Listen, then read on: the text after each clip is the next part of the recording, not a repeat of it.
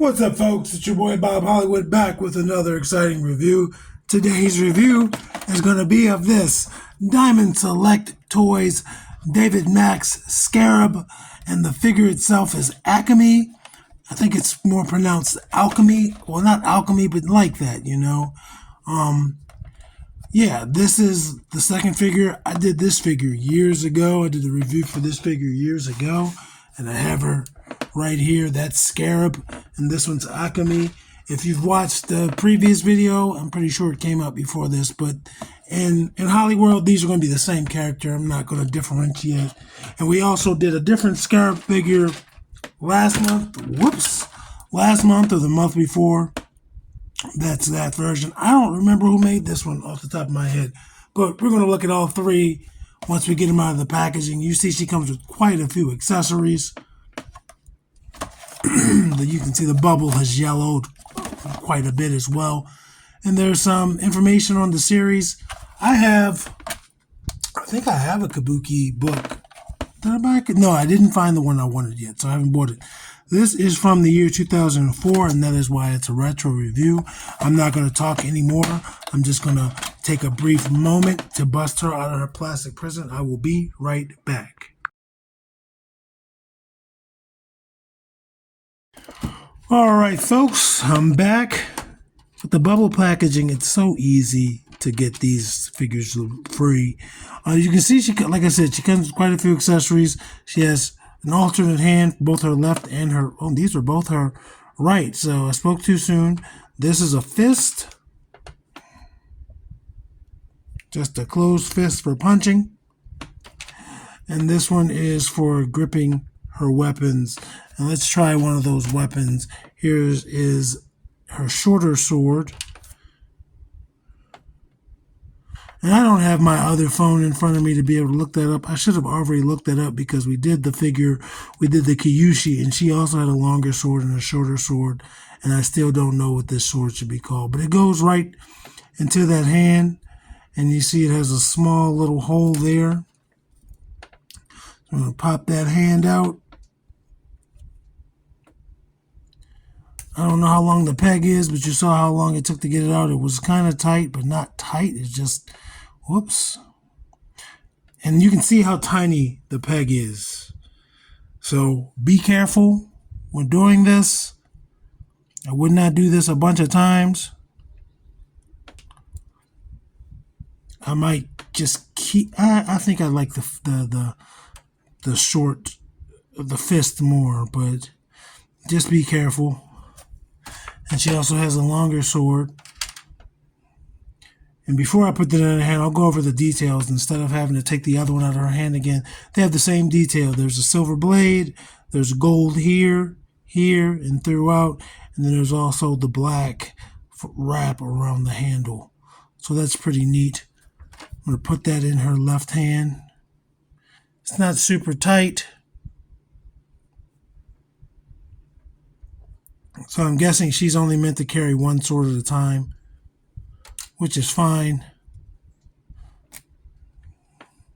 And let's compare the two swords again. They are different lengths.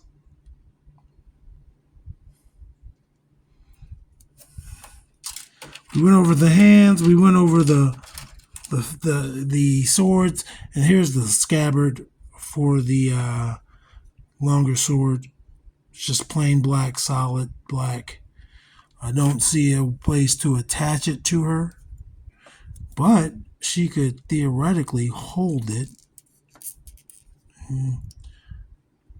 I can't get it in her hand. I thought maybe she could hold it and then, unsheath it. She also comes with two pistols. Looks like just 9mm. Solid silver, dark gray, gunmetal, maybe. No paint, from what I can tell. It's a rarity. No paint. They look more silver on the screen. And again, I'm going to put it in her left hand first, because that's the hand that has the trigger finger. So she is ambidextrous. She can do both things with her hands. It's just One hand is for the guns and one hand is for the sword. And then she has this. I don't know what this is called, but it's clearly a blade, a two-pronged blade. Maybe it's used for stopping a blade. I don't know. I mean, you could use it to disarm. I don't know. I could be just talking full ignorance. And her final accessory is this teddy bear panda. And you can see it's been cut open. I think this has something to do with drug smuggling. I could be mistaken. But it looks good. Black and white. Off-white, really. A little bit of gray in there. Yellow stitching. It actually feels like it's been cut open. Like these black lines in there, you can actually touch inside of those. I mean, it's obviously a hard plastic. It's not soft. There's nothing inside of it. But that is an amazing attention to detail. And it even looks like a panda. The expression it's making, the shocked expression, is hilarious. And I do believe all of these accessories are the same accessories, excuse me, that came with Scarab. Let's have a look at her. She is in an all-black suit. I'm assuming it's leather. It looks duller compared to these wrist parts and the boots and the straps here. But it still looks good. And I don't know if you saw when we took the hand off. But these also come off. I never knew that until I was putting that hand on. I probably never tried to take I knew they rotated, but I probably never tried to take her hand off on the other figure. Because again, this peg is super, super tiny. And the only reason why I did it is because it wasn't fully down before. So I figured, okay, I'll do it. It'll be the last time I do it. She's got the black hair with the, look, a little orange streak. Looks yellowish on the screen. Looks like orange, just like the same. She's like her same tan color. It's about the same complexion. Not much paint other than that dragon tattoo. The only real paint is, again, they use a different black for the straps to make it look more like leather. And then there's silver on the buckles. And then the spikes. She looks good. Little yin-yang on their hand. I think the other one's a different color. Yeah. So not only are the gauntlets and everything different, but they're even the little yin-yang symbols are painted differently. And about the only two differences between the two figures is they have different head sculpts, but just different paint apps. I believe it's the same exact sculpt. It's just they put gray on this one and black on this one. And again, their head sculpts are obviously different. She has her face painted with that Japanese that mask on there. Looks more like a scarab, just like her name. And then hers is plain. And then to compare it to this one, you can see there's more detail on this tattoo, which is fine. Roughly the same, not really the same haircut, same hair length, but this one doesn't have bangs. The one we're reviewing today has bangs. Different eyes. I will say this one in my right hand has the better eyes, but there's nothing wrong with this one. It's just that there looks like there's more paint on this eye, and it makes the eye stand out more. It does also look a little bit uneven. Her face looks this side looks like it's lower. But again, this is all paint. That's nuts, man. I believe this is all paint. And even down there where the corset is tied, you can see the flesh tones. So yeah, this is black. This is molded in this orange flesh tone color, and then the black is around it. But that's nuts. That is really bonkers. Let's go over her articulation. Her head starts there. It looks up a little bit looks down very little bit. It will rotate 360. It will give you some hit, some attitude, and it's just going to be a ball joint there.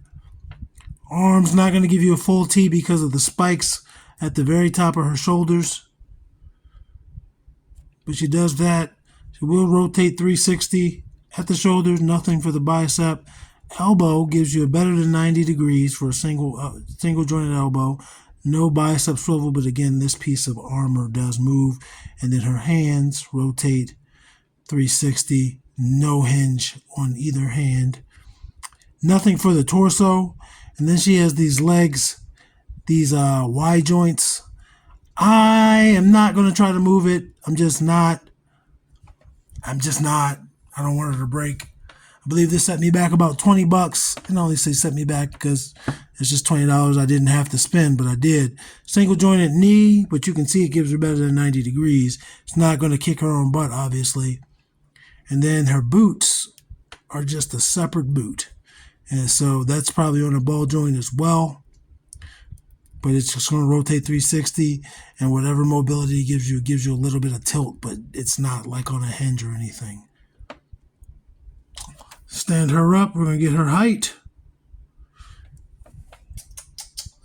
We're going to get her height. And she is under 5.5. Maybe just that 5.5. Let's bring in some review crew figures.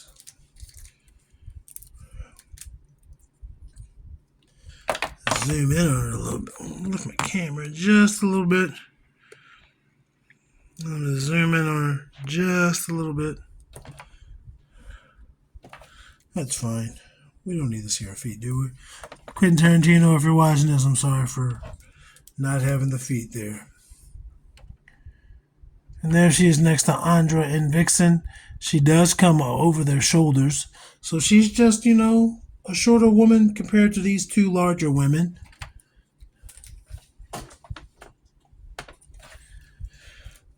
And somehow I feel like this guy would appreciate leather.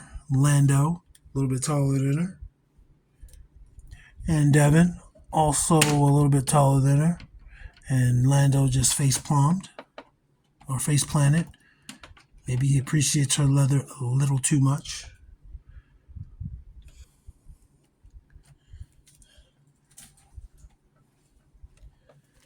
And I think she's going to be taller here.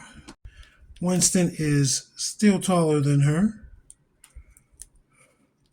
which happens a lot with the retro figures because they're typically not 6-inch figures.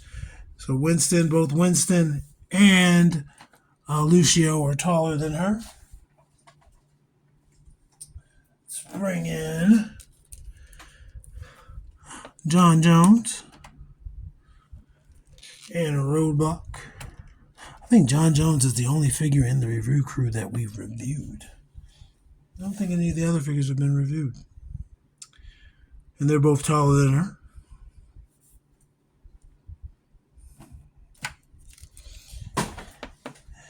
And for our final size comparison, we have Titus O'Neil towering over, and then Black Panther, Golden Jaguar, Eric Killmonger. And you can see they're both blacked out, but his does not look like leather, whereas hers does look like leather. So that's it, folks. That's this awesome, wonderful figure. And I look forward to getting even more Kabuki figures and eventually reading the graphic novels or the comics. Well, yeah, look at that streak. Yeah. Leather looks like a leather suit. What's that? There's writing on her.